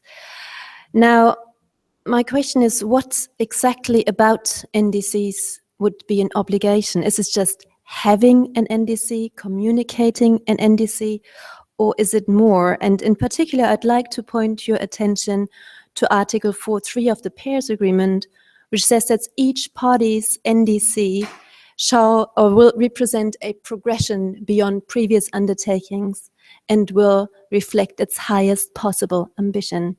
These are parameters for NDCs. Would you, in your argument, agree that these are also custom? And the second element to this is, in your memorial on page 28, you point out that a due diligence standard is the standard of care which is requires parties to exert their best possible efforts. Now, if the Paris Agreement talks about highest possible ambition, would you argue that this is also a due diligence standard that is reflected in the Paris Agreement and is actually the standard of care that parties need to exercise in their climate affairs? That's the first question. The second question, to your compensation point under Article 8 of the Paris Agreement, in the accompanying decision, I don't have the text in front of me, but I believe it's paragraph 99 or something like this. It says that nothing in Article 8 shall be used as a basis for liability and compensation. How do you see that provision relating to a possible compensation claim under Article 8? Thank you for your question, Your Excellencies. First, addressing your first question, it is our submissions that nationally determined contributions manifest the existing treaty obligations of state, as well as existing and recognized customary law obligations. In NDCs, Your Excellencies, these are voluntary commitments, and the voluntary nature of these commitments would necessarily coincide with the national policies of the states and the essential state's interest. And these state interests must be in compliance or must necessarily align with the obligations of states under international law. As to the customary law obligations, Your Excellencies, we submit that since states are allowed to craft their own NDCs, but it must meet the certain standard required by law, they are required to observe precautionary principles in crafting their own NDCs so as not to postpone any measures that would cause serious and irreversible harm. In the same time, Your Excellencies, the due diligence principle can also be applied in the NDCs, in the crafting of the NDCs of a certain state, so that it will not cause further harm to any other state or to impair existing obligations. And lastly, the recognition of the common but differentiated responsibilities, specifically for the ASEAN region. We submit that majority of the member states are developing states, and that the compliance of the obligations are differentiated based on the respective capabilities and circumstances, as well as the vulnerabilities existing in these countries, and that we submit that the proper formula in implementing the nationally determined contributions is for states to act based on their own interests, as well as for the developed states to comply with their obligations to further assist and provide aid for developing states in order for them to comply with their obligation without impairing their own state interest. For the second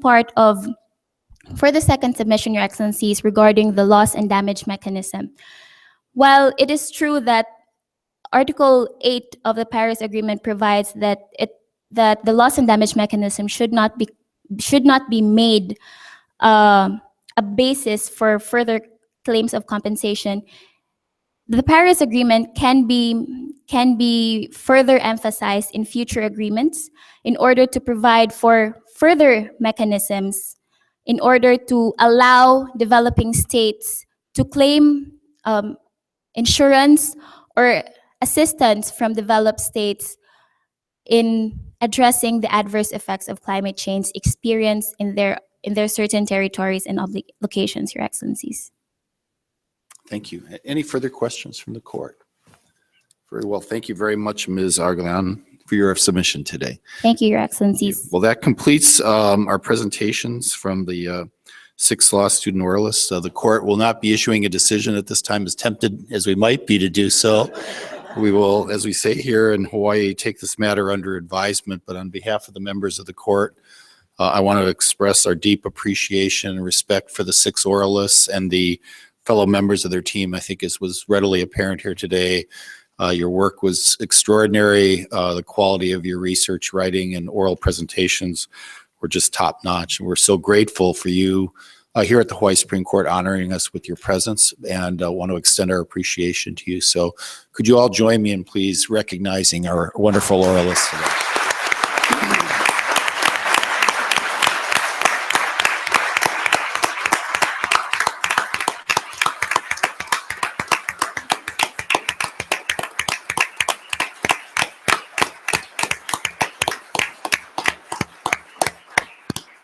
Professor Foreman, I know we have a program to move into, and I know we're running a bit late. I'm sorry for the.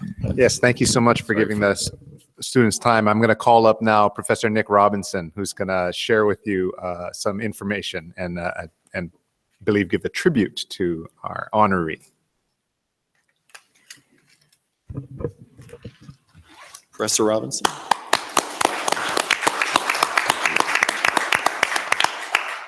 Well, Chief Justice Reckenwald and members of the bench, members of the teams of the six agents, and those of you who prepared the memorials, members of the World Commission on Environmental Law, many of whom are in the gallery. On behalf of the chairman of the Law Commission, Justice Antonio Benjamin, who will be hurricanes permitting, arriving soon, and the deputy chair, Ben Bohr, Professor Bohr, who is here with us. I want to commend you all, but also to convey to you the thanks and appreciation of Tony Aposa. Tony Aposa is, I hope, still listening to us. He's been following these arguments today. And this is the voice of Tony Aposa calling us. No, go ahead. He will speak to you now. Hello, Tony. We have you on the microphone. Are you there, Tony? This has taken a little, when he's called me on WhatsApp before, it sometimes takes a little time for him to connect. It's on. It's on. And we're also on a 10-second delay on the live feed. No, he's okay. Yep. The Deputy Chair, Ben Bohr, Professor Bohr, who is here with us. I want to commend you all, but also to convey to you the thanks and appreciation of Tony Aposa. Tony Aposa is, I hope, still listening to us.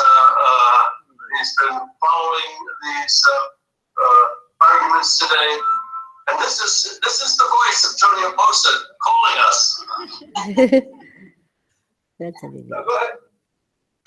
He'll speak to you now. Hello, Tony. We have you on the microphone. Hello. No, I'm listening to Nick. Hello. Hello. This has taken a little, when he's called me on The joys WhatsApp, of technology. sometimes it's a little time for him to connect. I'm listening to Nick. It's on. Hello. He's on. I'm listening to Nick before I say something. Oh, he wants to. Oh, wow. I will listen to Nick before I say something. Maybe he wants you to finish.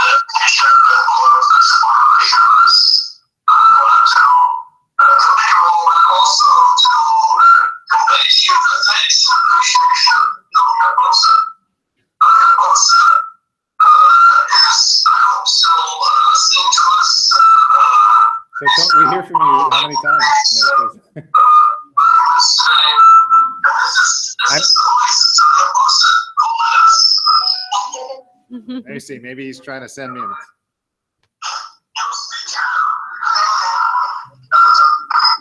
It must be on a loop. I'm going to hang up and try again and let Nick speak. So Tony would love to have been with us today. When he came and did this project that Professor Foreman mentioned of having a play shop, he didn't want to call it a workshop, a play shop here with a number of you who have been in Hawaii and guests he brought in, including Chief Justice Hilario Davide of the Philippines, the author of Oposa versus Factaran. He wanted a question of how could the world focus on the legal duties we have today for future generations. There has to be a place for that to be resolved and thought through. And in the oral arguments that you all heard today, you've seen the first example of a careful, scholarly, thoughtful, professional articulation of different points of view about what we can oblige ourselves to do for future generations.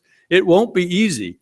I thought the nuanced differences between the different regions that were argued here today were just excellent, because they show that there will not be consensus about what we owe future generations, even though every speaker in the opening ceremony said we owe it to future generations.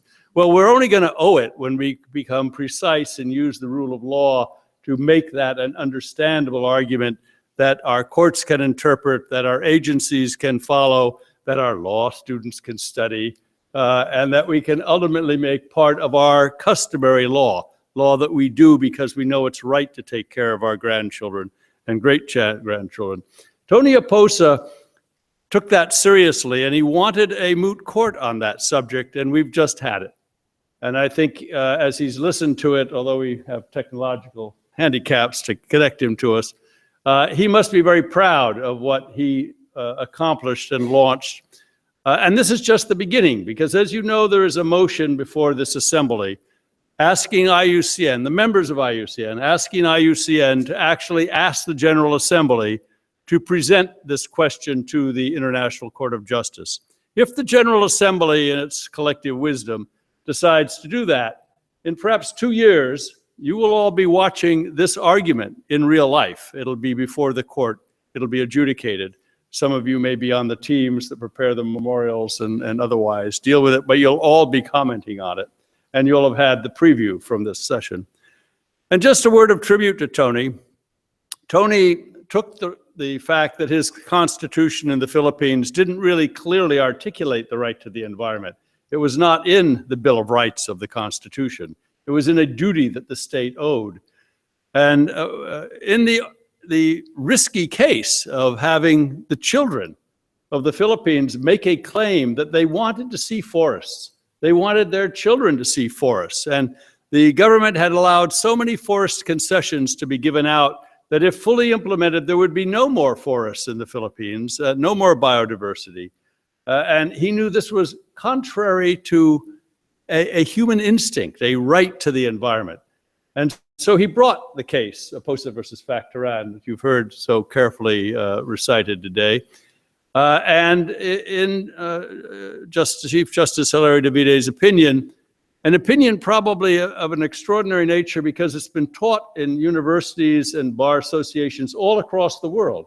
It's a case which is theoretically only a Supreme Court case of the Philippines, but it belongs to legal history and all of jurisprudence now.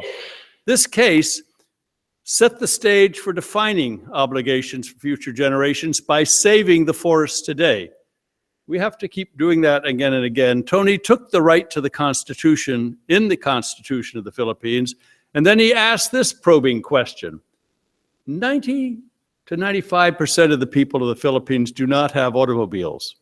3 to 5% do. The Philippines' roads are completely congested all the time. I won't say they're quite as bad as Honolulu, but they're getting there. Anyway, he said, this is unconstitutional. Why should 90% of the people who don't have cars give up their right to walk and bicycle on the roads or sit in buses that never get anywhere when the other people have these cars all the time? It should be at least 50-50. That would be equity, right? We all know equity. Fairness.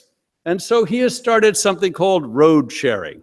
an invocation of a constitutional right to the environment, that transportation is a part of our constitutional right. And he is winning on the road sharing issue.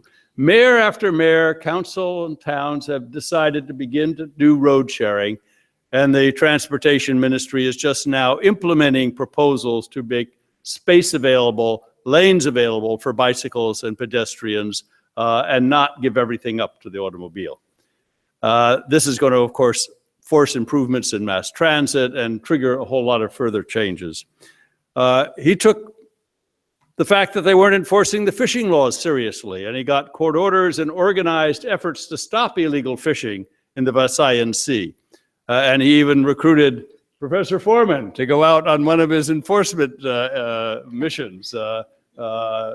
He was larger than the rest of us, so he thought they'd intimidate people with a large professor. But Tony doesn't wait for others to act. Tony says, if there is a will, if there is a way, we will do it. We will do it within the law. We will do it with the law. And we will push the law to make the law more effective so people will believe in the law. So Tony, if you're still listening, which I hope you are, this is our tribute to you. We appreciate your inspiration, and we were honored to name this first intergenerational moot court after you, the Tony Oposa Moot Court. Thank you.